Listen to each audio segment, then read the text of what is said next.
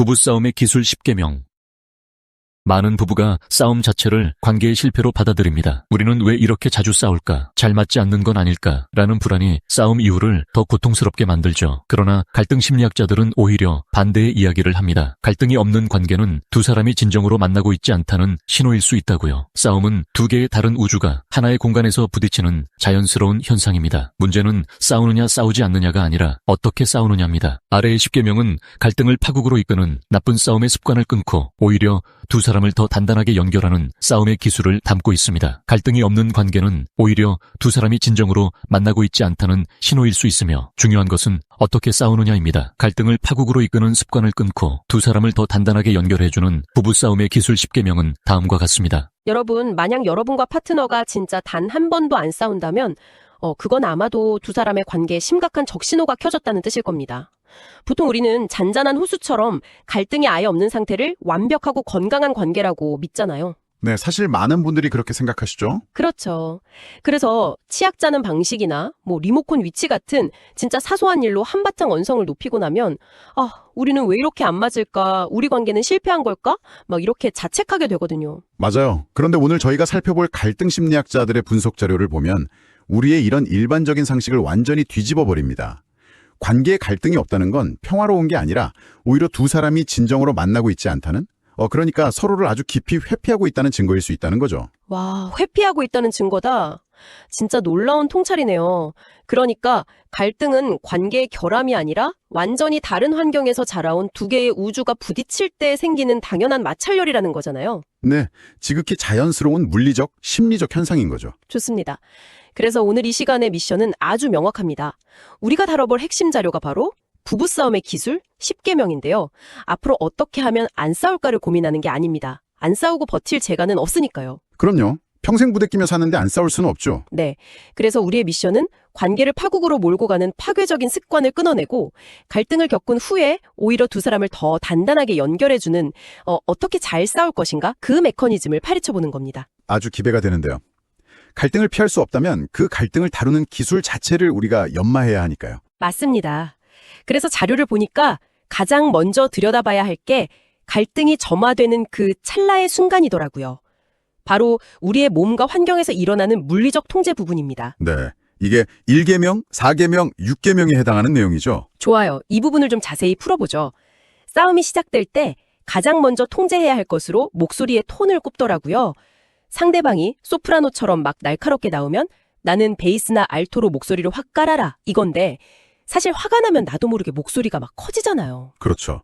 통제하기가 쉽지 않습니다. 이게 약간 내 주장을 상대방 뇌에 어떻게든 꽂아 넣으려는 원초적인 알람 시스템 같기도 하고요. 정확합니다. 생존 본능이 맞아요. 여기서 정말 흥미로운 점은 뇌과학적으로 접근하면 아주 명확해진다는 건데요. 감정이 격해져서 목소리 톤이 높아지면 상대방 뇌에 있는 편도체가 즉각 반응을 합니다. 편도체요. 그 화재 경보기 같은 거 말씀하시는 거죠? 네, 맞습니다. 이 편도체가 높고 날카로운 목소리를 단순한 의견 차이로 받아들이지 않아요. 생존을 위협하는 공격 신호로 감지해버리거든요. 헉! 그러니까 뇌가 상대방의 큰 목소리를 맹수의 위협이나 포식자의 포효처럼 받아들인다는 거네요. 맞아요. 그렇게 화재 경보기가 울리면 뇌는 논리적이고 이성적인 사고를 담당하는 전두엽의 스위치를 아예 꺼버립니다. 그리고 오직 싸우거나 도망치거나 그 모드로 돌입하는 거죠. 전두엽이 꺼지는구나. 네. 그래서 상대가 목소리를 높일 때 나도 같이 높이면 그건 서로의 이성 스위치를 완전히 차단해버리고 순수한 방어기제끼리만 부딪히는 꼴이 됩니다. 불렀다. 이 사실에만 꽂히잖아요. 애초에 논리가 들어갈 틈이 없는 거였네요. 그렇죠. 그래서 이 악순환을 끊는 유일한 방법은 나부터 옥타브를 낮추는 겁니다. 낮고 침착한 목소리는 상대방 신경계에 나는 지금 너를 공격하려는 게 아니고 이성을 잃지 않겠다. 이런 강력한 안전신호로 보내거든요. 그러니까 소리를 지르는 쪽이 아니라 깊고 차분한 소리를 내는 쪽이 대화의 주도권을 쥔다는 거군요. 네, 소리의 크기가 아니라 깊이가 주도권을 쥐는 겁니다. 정말 흥미롭습니다. 근데 우리 몸이 보내는 신호 중에 목소리만큼이나 치명적인 게 하나 더 있더라고요. 바로 한숨입니다. 왜 막 대화하다 답답하면 나도 모르게 하고 깊은 한숨 쉴 때 있잖아요. 네, 정말 많이들 하는 행동이죠. 저는 이게 그냥 스트레스 받아서 산소가 부족하니까 본능적으로 쉬는 건 줄 알았는데 상대가 한숨을 푹 쉬는 건 사실 몸으로 네 말 듣기 싫어 이렇게 거절을 선언하는 거 아닌가요? 예리하십니다. 자료에서도 이 한숨을 관계적 측면에서 아주 강력한 비언어적 거절로 봅니다.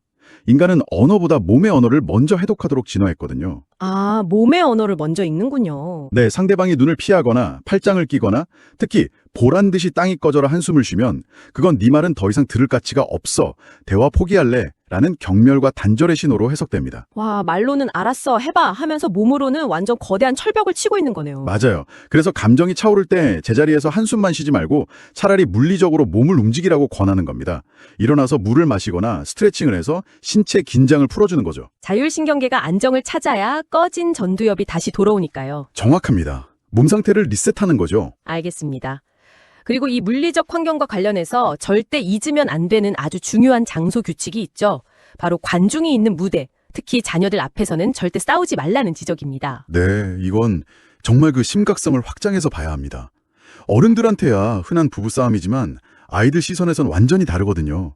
아이들에게 부모는 세상 그 자체입니다. 그렇죠. 전부죠, 아이들한테는. 그 우주가 굉음을 내며 충돌하는 걸 보는 건 아이들에겐 진짜 세계대전이 일어나는 것 같은 엄청난 공포예요. 불안감이 진짜 극도에 달하겠네요. 게다가 아이들은 부모가 싸우면 막 자기 탓으로 돌리잖아요. 맞습니다.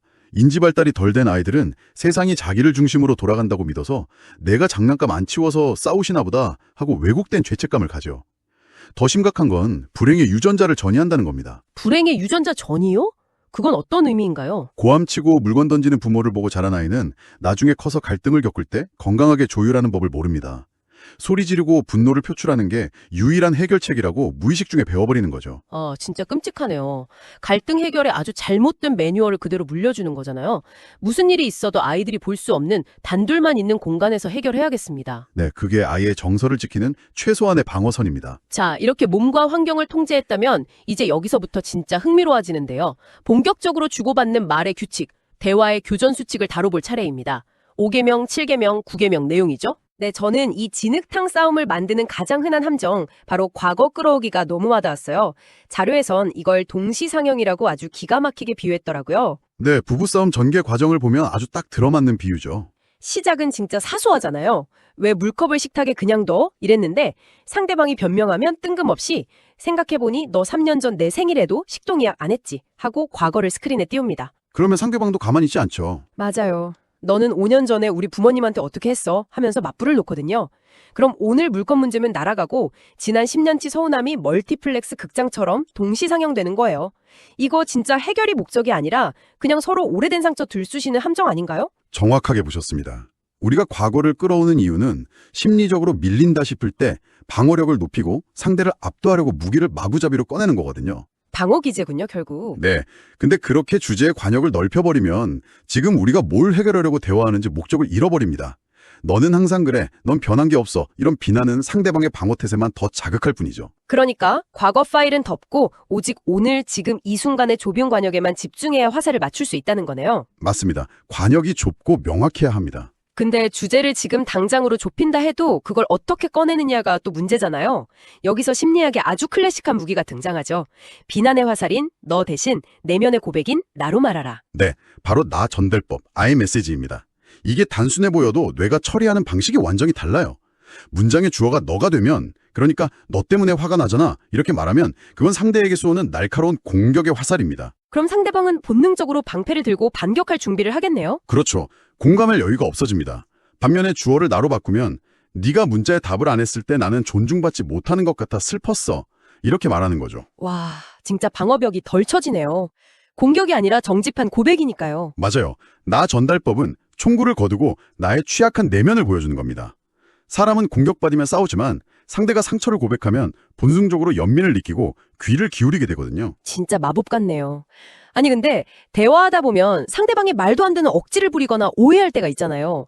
그럴 땐 솔직히 아니 그게 아니라니까 하고 확 끼어들고 싶거든요. 네, 누구나 그런 충동을 느끼죠. 여기서 지켜야 할 교전 수칙이 동시에 화내지 않고 교대로 순서 지키기, 즉 분노의 페어플레이라고 되어 있던데 솔직히 억울해도 끝까지 들어줘야 하는 건가요? 억울하실 수 있습니다. 근데 상대의 말을 끝까지 들어준다고 해서 100% 동의하거나 굴복하는 게 절대 아니에요. 사랑하는 사람에게 감정을 털어놓을 최소한의 안전한 공간을 내어주는 예의인 겁니다. 동의가 아니라 공간을 내어주는 거다. 네, 그리고 전략적으로도 끝까지 듣는 게 유리해요. 인간은 감정을 쏟아내고 나야 남의 말을 들을 여유가 생기거든요. 상대방 말을 끝까지 들어주어야 비로소 내 차례가 왔을 때 방해받지 않고 내 입장을 끝까지 말할 기회를 얻는 겁니다. 와, 내가 끝까지 말할 기회를 얻기 위해서 먼저 들어야 하는 거군요. 이거 진짜 꿀팁이네요. 자, 이제 마지막 단계로 넘어가 보죠. 관계 재구축 파트인데 저는 여기서 상대방 이마에 붙은 공사중 표시판을 읽어라. 이 비유에 진짜 감탄했습니다. 아주 훌륭한 비유죠. 우리는 보통 파트너가 완벽한 완성품이길 기대하잖아요. 그러니까요. 고속도로 달리다가 공사중 표지판을 보면 길이 막힌다고 덜 마른 시멘트에 대고 막 빵빵거리고 욕하지 않잖아요. 우회하거나 기다려주는 게 상식인데 왜 파트너 앞에서는 이 상식을 까먹을까요? 정말 좋은 포인트입니다. 덜 마른 시멘트 같은 파트너의 실수 앞에서 이 사람은 원래 그래. 이렇게 단정 지어버리기가 너무 쉽거든요. 맞아요. 공사 중인 도로 앞에서 화낸다고 도로가 빨리 완성되는 게 아닌데 말이죠. 그렇죠. 이마에 공사 중 표지판이 있다고 생각하면 비난 대신 인내를 선택할 수 있습니다. 삐걱거려도 나와 함께 더 나은 모습으로 지어지고 있는 과정이라고 인정해주는 거죠. 물론 나 자신도 요란하게 공사 중인 현장이라는 걸 잊으면 안 되고요. 아, 결국 배우자를 원래 이런 사람이라 단정 짓지 말고 기다려야 한다는 거군요. 근데 여기서 제가 현실적인 반론 하나 제기해 보겠습니다. 자료에 상대가 실수한 순간을 비난이 아니라 진심을 전할 득점 찬스로 활용하라고 하잖아요. 네, 그 부분이 있죠. 솔직히 파트너가 잘못했을 때 거봐 내 말이 맞잖아 하고 쏴붙이고 싶은 게 인간 본성 아닌가요? 위로를 해준다는 게 현실적으로 엄청난 수양을 요구하는 것 같은데요? 하하, 충분히 공감합니다. 내가 맞았다는 걸 증명할 때의 통쾌함은 참기 힘들죠. 하지만 우리가 더 큰 그림을 본다면 이야기가 달라집니다. 더 큰 그림이요? 네, 사람이 큰 실수를 해서 바닥을 칠 때가 가장 방어막이 해제된 취약한 상태거든요. 이때 비난이 날아오면 수치심 때문에 아예 두꺼운 방어벽을 쳐버립니다. 사과할 마음도 쏙 들어가 버리겠네요. 맞아요. 그런데 비난받을 줄 알고 잔뜩 움츠린 그 순간에 예상치 못한 따뜻한 위로, 그러니까 괜찮아, 그럴 수 있지, 이 포용을 경험하면 어떻게 될까요? 와, 엄청난 고마움이 뼈에 새겨질 것 같은데요. 심리학에선 이걸 정서적 자본을 쌓는다고 합니다. 내가 가장 찌질할 때 나를 감싸준 기억은 훗날 진짜 거대한 갈등이 왔을 때 관계를 지켜주는 아주 든든한 심리적 방파제가 되거든요. 와, 실수가 내 잘남을 증명할 기회가 아니라 방파제를 단단하게 쌓을 득점 찬스군요. 결국 부부싸움의 목표는 승리가 아니라 우리의 평화라는 내용과 완벽하게 이어지네요. 한 면이 논리로 박살내서 이기냐 둘 다 패배하는 거잖아요. 정확합니다. 목적은 다름을 확인하고 타협점을 찾아서 우리의 평화를 이루는 겁니다. 그리고 이 평화를 위해 꼭 지켜야 할 원칙이 하나 남았습니다. 바로 분노의 일몰제죠. 분을 품고 잠들지 마라. 네, 화해하지 않고 등 돌리고 자는 건 마음의 시한폭탄을 안고 자는 겁니다.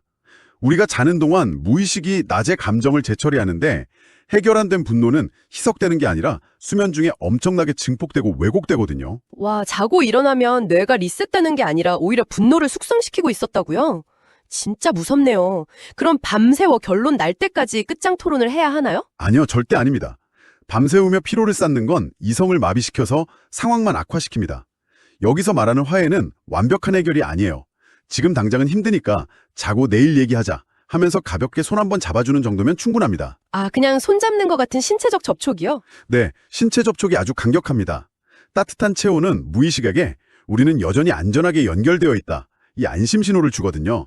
이게 밤새 분노가 증폭되는 걸 막아주는 훌륭한 안전장치입니다. 완벽한 화해가 아니더라도 우리는 한 팀이라는 끈은 끊지 말라는 거군요. 자, 여러분, 오늘 부부싸움의 기술 10계명을 통해 어떻게 잘 싸울 것인지 심층적으로 탐구해봤습니다. 네, 물리적 통제부터 대화의 규칙, 그리고 관계의 재구축까지 정말 많은 걸 다뤘네요. 그렇죠. 목소리 낮추고 한숨 대신 심호흡하고 아이들 앞에서는 절대 안 싸우고 또 과골 동시상영 금지하고 나 전달법 쓰고 게다가 공사 중 표지판을 인내심 있게 읽어주고 실수를 득점 찬스로 삼고 마지막으로 분노의 일몰제까지요. 맞습니다. 근데 전문가님, 감정이 막 머리끝까지 솟구치는데 이 10계명을 매번 완벽하게 지킬 수 있는 사람이 세상에 있을까요? 저는 없다고 보거든요. 네, 저도 없다고 봅니다. 우리는 기계가 아니니까요. 완벽함은 불가능에 가깝습니다. 다행이네요, 여러분. 완벽하지 않아도 된답니다. 중요한 건 완벽함이 아니라 우리가 어느 방향으로 가고 있느냐 하는 방향성이니까요. 맞아요. 이 원칙들을 알고만 있어도 싸우고 나서 내가 과거를 너무 끌어왔네, 다음엔 중간에 말 안 끊어야지 하고 성찰할 수 있는 힘이 생깁니다. 맞습니다. 싸움도 결국 서로의 우주가 부딪히며 이해를 넓혀가는 필수적인 사랑의 언어인 거죠. 다시는 안 싸우겠다는 비현실적인 다짐보다 다음번엔 더 잘 싸우겠다는 다짐이 얼마나 현실적이고 아름다운지 깨닫게 되네요. 네, 갈등을 마주하고 평화를 찾아가는 용기가 관계를 성장시킬 겁니다. 자, 오늘 시간을 마무리하면서 여러분과 함께 꼭 곱씹어보고 싶은 도발적이고 확장된 최종 질문이 하나 있습니다. 오늘 소스에서는 갈등을 잘 다뤄서 관계를 성장시키라고 했잖아요. 네, 계속 강조했던 부분이죠. 그렇다면 우리가 흔히 막연하게 믿고 있는 운명적인 짝이나 태어날 때부터 완벽하게 잘 맞는 소울메이트라는 개념 자체가 사실은 애초에 존재하지 않는 환상이 아닐까요? 아, 날카로운 질문이네요. 어쩌면 아무런 갈등도 없는 완벽한 관계를 찾는 것보다 각자 이마에 공사 중 표지판을 단 불완전한 두 사람이 기꺼이 갈등의 먼지를 뒤집어 쓰고 함께 벽돌을 쌓아 올리는 것, 그 지루하고 치열한 과정 자체가 진짜 운명을 만들어가는 것은 아닐지 여러분의 생각은 어떠신가요? 깊이 생각해 볼 만한 주제네요. 네. 오늘 밤 사소한 일로 언성을 높이게 되더라도 너무 자책하지 마십시오. 두 분의 관계는 지금 무너지는 게 아니라 더 단단하고 아름다운 길을 열심히 공사 중인 것 뿐이니까요. 그럼 오늘